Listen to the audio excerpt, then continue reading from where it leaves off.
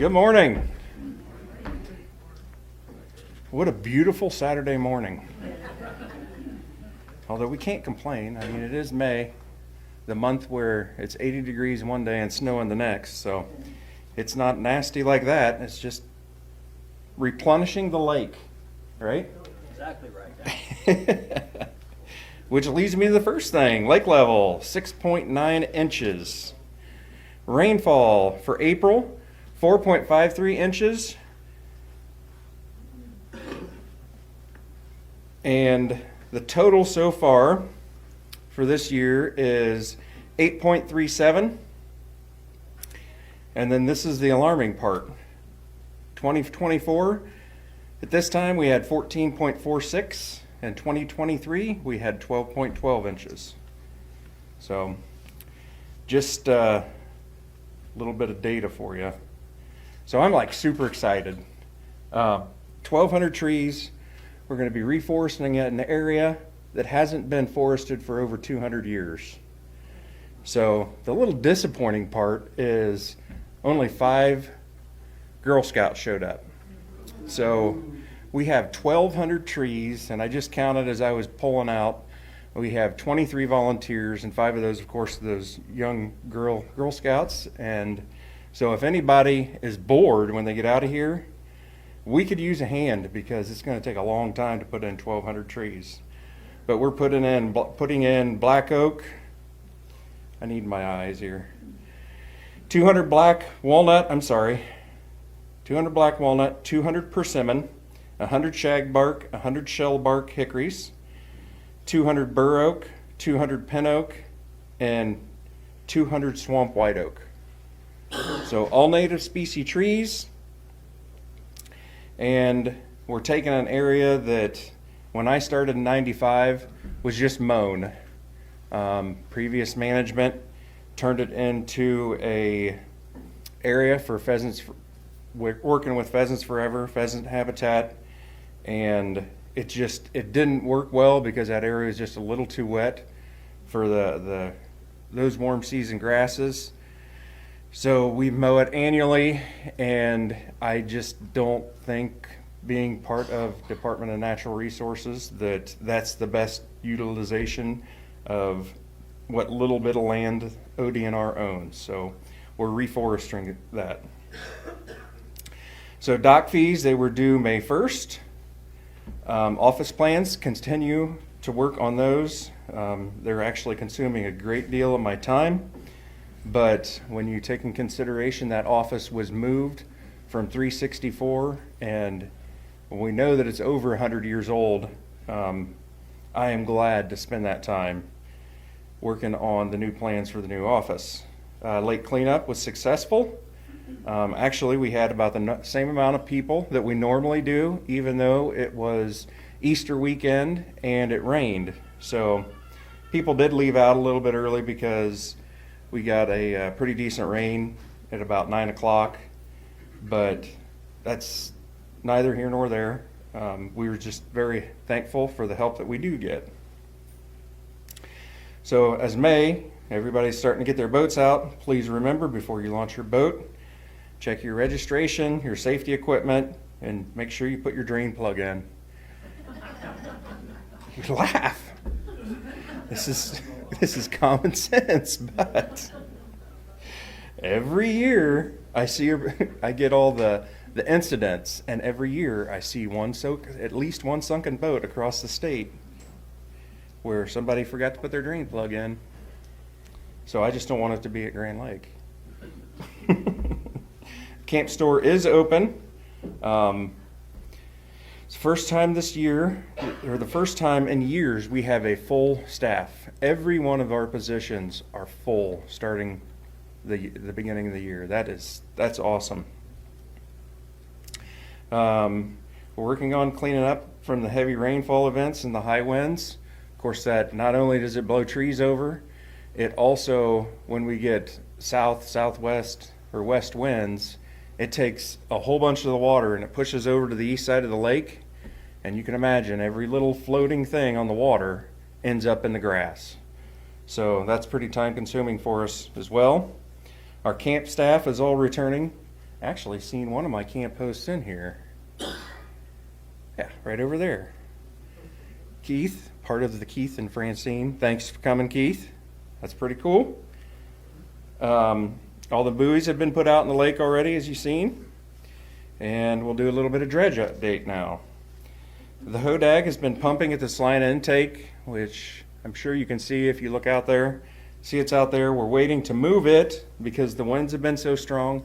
They've actually broke the where the pipe connects to the back of the dredge. The waves have been so heavy, what the line sunk, that the water will still move that line around. It's broken that from the back of the dredge, and they had to do some repairs to it already. Once the winds subside, hopefully next week, early in the week, they'll be moving the Brutus, unhooking the Hodag, hooking up Brutus, and Brutus will start off where he left off last year, dredging the Coldwater Creek silt trap. Hodag will be moving to the Sailboat Club, where it'll be pumping that out. And then we're waiting on permits. As soon as the permits come in, the Hodag will be working on Windy Point Boat Ramp channel mouth, the Shingle Shack channels, the Lakeshore Marina channel, Bass Landing, and the mouth of Hidden Shores. And then if they get all that done this year, they're going to bring the dredge back to work in the campground channel, and then the channel that comes back into our office and to our maintenance shop. And that also depends on the DMRA there at Fry's, which we want to thank the City of Salina and the Height Extension Agency in Wapak. Between the two of them, Salina being the biggest majority of it, of course, they've taken about 80,000 cubic yards of material out of the Fry's DMRA. So the City of Salina actually brought a dozer out and an excavator, and I think for about 3 weeks now, they've been loading up dirt and hauling it out of there by the dump truck load just as fast as they can. But the site should be available to pump in by the end of the year. They have also, dredge crews also pulled roughly 30 trees out of the Big and Little Big Chick, Little Chick Creek, Prairie Creek, and Montezuma Bay. Even when they can't dredge because it's too windy, Dan's got them out pulling trees out or moving trees. As you know, they start falling in, so they're moving those around as well. And then they've pulled a bunch of trees out around other areas around the lake. They're working on the third cell at the Up and Camp DMRA at Prairie Creek, and then once they finish with that here within the next month and a half or so, they're going to start to construct another DMRA at the Cozy Marina. Does anybody have any questions for me? Because I'm going to scoot out of here right away and go back to planting trees.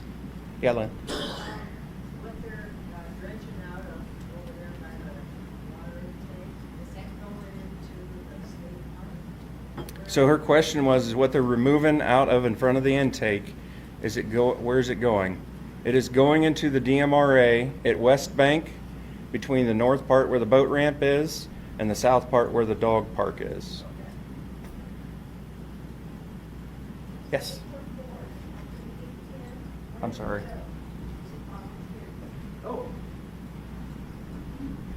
So the question was, if anybody wants to come out and help plant trees, where do you go? So if you're going out West Bank and you know the drive that goes over to the boat ramp, it's that great big triangular piece of grass and trees right there. Thank you. Oh, come on, there's got to be more than 2 questions. Yes, sir.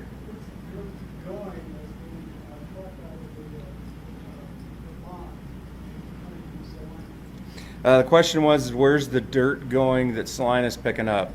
Salina is stockpiling dirt because when they have water leaks and so on and so forth, they tend to dig that up.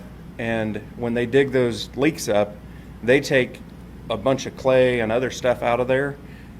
And then when they backfill it in your yard, if they backfill with clay and and stone and just trash, it makes it hard for you to start your yard back up again. So they're stockpiling it so that way they can backfill, go get a load of dirt, good dredge dirt with good nutrients in it and topsoil, and then they can put that on top of it, and so that way they can start grass for the people. Somebody else had a question about Harbor Point. That's a good one. So we sent out a letter about building docks again at Harbor Point. So years ago, it's a whole thing. We're not going to go over that. But there, that channel that we used to have a bunch of docks in, there were a bunch of them removed. So we're going to go ahead and we're going to allow to build there in that channel again.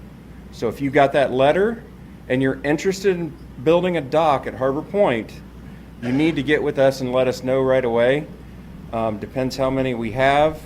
Hopefully we don't have so many people that we're going to have to do a lottery, but I want to get that implemented here hopefully by the 1st of June. So that way people can start building docks back out there again. We know there's a need for them back there. So hopefully we can make more access for boating.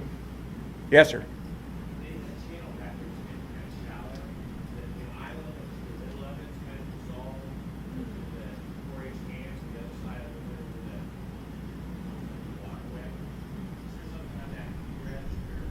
So where we're putting the docks, that's not shallow. That was just dipped out 4 years ago.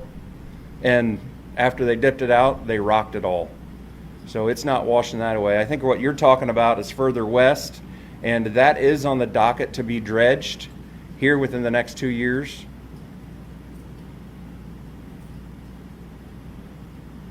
Once again, DMRAs are our biggest problem. So if you know anyone on the northwest side of the lake that has some property they want to sell or would like to lease, please let me know. Yes, sir.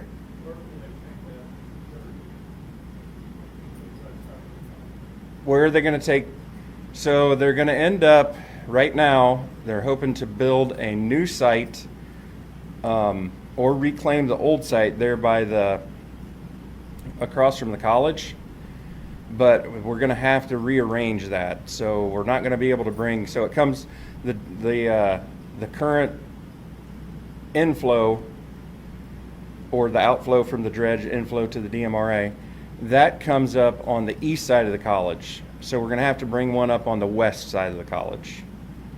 So that alone is probably going to cost around $100,000. But we definitely have to move forward, and we're going to figure something out.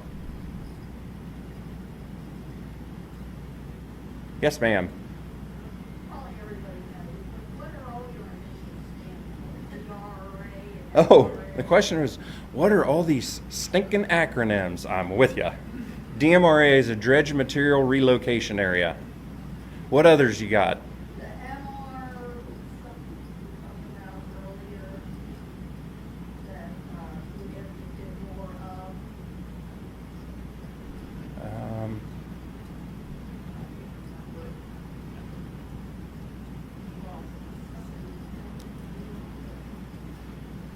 Let me look at my notes and it may hit me.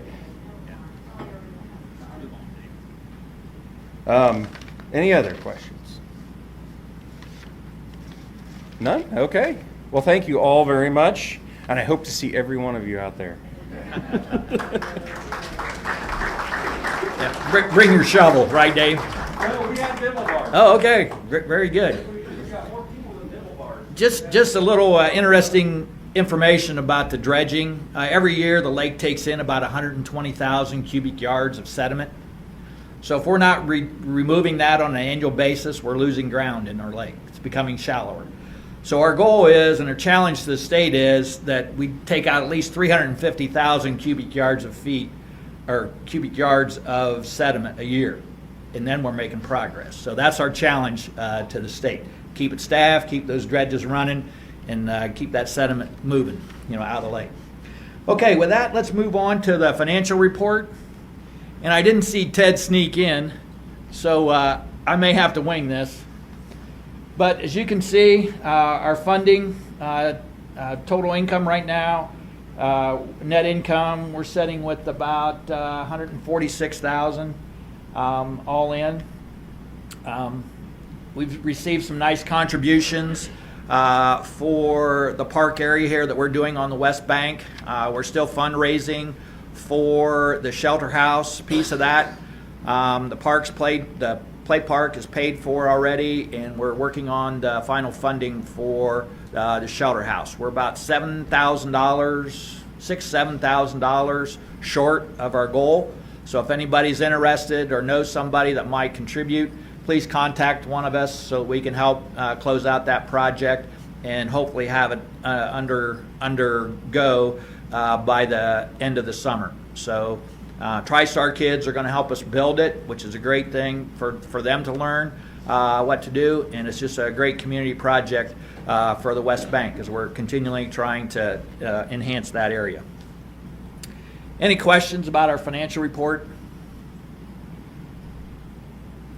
All right, we're moving on. Pontoon raffle, we're well over 400 tickets sold on that right now. Remember, we're only going to sell 500 tickets. So Dylan was collecting the remaining tickets from our officers, so we have them all in one spot. So when people buy online and stuff, we know exactly the count and we don't oversell that 500 tickets. So Dylan and Brian Miller is working to get that closed out for us. The Boardwalk and Bike Show is May 16th and 17th. The LIA will again be doing a 50-foot cornhole toss. And Michael, do you have anything you want to add to that? Okay. All right, we'll keep moving.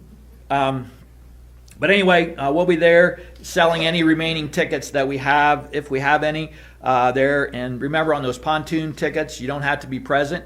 But that's a very, very nice pontoon. You can go to the boathouse and see that pontoon, but you'll look good driving around in that pontoon should you win that.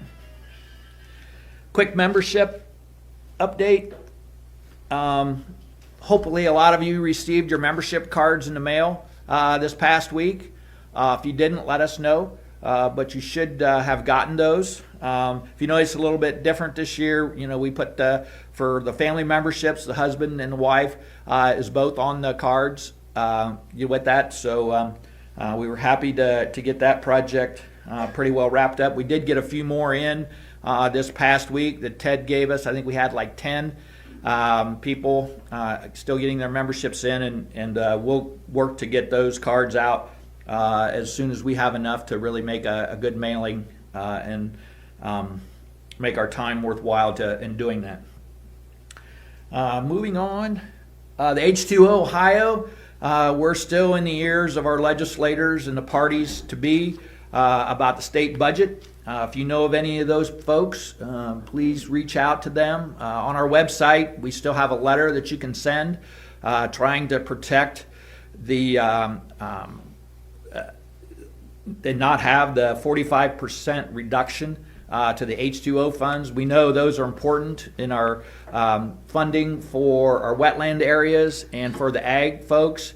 I know last week there was a big meeting with the ag community with Governor DeWine. I think Governor DeWine is listening to the ag folks, about that. So I'm hoping that, a lot of that funding is still present, when that final budget comes out. So if you know of any of your legislators, reach out to them and give them an earful about not cutting those H2O funds and what it means to the state of Ohio to have that. Safety Island dock. It had a little damage. A tree fell on it.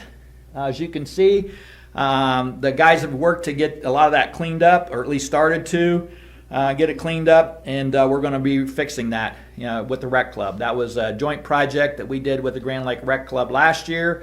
We'll be working to restore that back to working order and getting the tree removed and different stuff. It's always fun little projects that happen like this that keeps us going in working on around the lake. Okay, here's the West Bank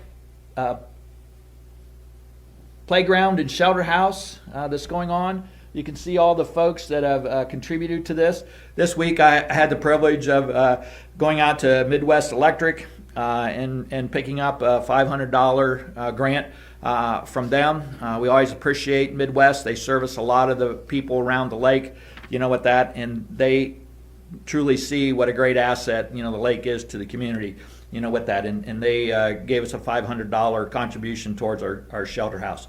We also received donations from the Shingle Shack, Grand Lake Rotary, and like I said, Midwest Electric. And then Wabash Telephone was just a new one that came in. They're looking like donating us $1,000 towards that project. So we're really working to get that closed out so we can get everything moving over there. You can see the playground has already started to be installed.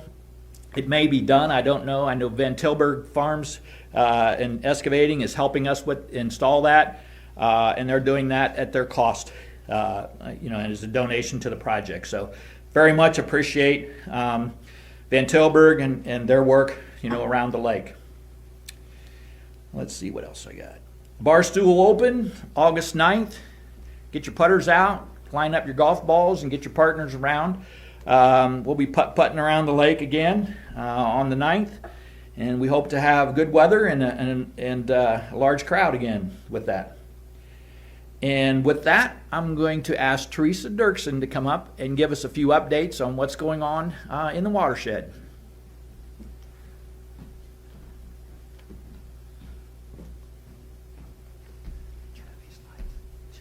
Thanks. All right. Morning, everybody. Okay, I was just going to throw this up here again. I kind of went over this in more detail last time I was here, but I just wanted to kind of point out again where all of the wetland projects are around the lake, and remind you again that they are open to the public for walking. There is nice walking paths at the majority of these sites, so let me know if you ever need more information. Good thing is we are working on a website that will have specific information about all these sites. It's under construction right now. GrandLakeTrails.com is what it'll be. Hopefully we can get that live and working here in the next few months. Thanks to Brian Morris, LIA president, who's working on that for us. This is a photo I took this week out at North Shore Green Space, which is at Wright State Lake Campus. This was a project that we just completed. They had to do reseeding on a few areas, which got done this week. Hopefully this one will be up and open to the public sometime this year once we get the good vegetation established. This isn't a great picture, but this is the Rosenbeck Nature Preserve along Fleetfoot Road. That's Coldwater Creek that you see the tree line in the background. And eventually we will get a walking path installed there. There is a little parking area. I also wanted to remind everybody we are having a wetland tour on Saturday, July 19th. We will be starting at the Little Chickasaw boat ramp at this location of our stream restoration and wetlands project at Little Chickasaw Creek. So there should be wildflower bloom peak is what we're hoping to hit, and do some plant identification activities with everybody that attends. Trying to get my bearings. I can't even remember which project this is. Oh, I took this week because I met with a contractor out at the Chickasaw Creek project, and I'm like, oh, I haven't been over to the Gilliland wetland. So this is across the road from the existing Gilliland Nature Preserve. I haven't walked it in a while, and I tell you what, that site is going to be gorgeous come wildflower peak season. There is a ton of wildflowers out there that I can see starting to come. So it's a really pretty site. I would encourage everybody to take a short walk out there. The path is it's less than a half mile, so it's a very nice area. As far as new projects go, I mentioned this last time I was here, but the Red Wing Nature Preserve is a go. We bid the project on April 17th, and it has been awarded to VTF Excavation. They were the lowest and most qualified bidder, so they will be starting construction this summer, fall, and hopefully we'll have that open to the public next year. This sits in Auglaize County. You can see the state park right there, adjacent to the existing Red Wing Trail.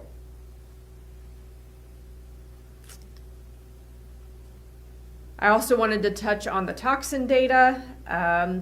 We get this from the Salina Water Treatment Plant every week, and unfortunately it's starting to creep up like we typically see this time of year. The good news is we still have that nice gap between our historical average and this year's average. So, that's a good thing.